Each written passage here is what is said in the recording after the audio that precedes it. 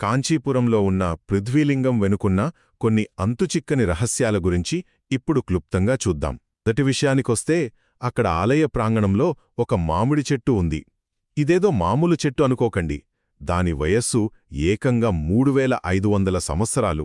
ఇంకా ఆశ్చర్యమేంటంటే దానికి ఉండేవి 4 కొమ్మలు, కాని ప్రతి కొమ్మ నుంచి వేరువేరు రుచి ఉన్న పండ్లు కాస్తాయట.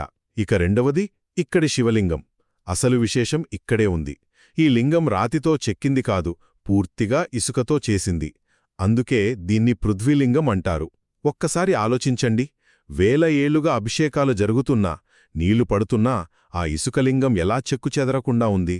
అద్భుతం కదూ. చివరిగా మూడో విషయం, దీనికో కథ కూడా ఉంది. ఒకసారి పెద్ద వరద వచ్చినప్పుడు పార్వతీదేవి ఆ ఇసుకలింగం కరిగిపోకుండా గట్టిగా వాటేసుకుందట.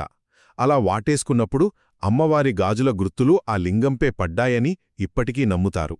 అందుకే చూడండి, ఇసుకతో చేసింది కాబట్టి ఈ లింగానికి నీటితో అభిషేకం చేయరు, కేవలం జాజి నూనెను మాత్రమే వాడతారు.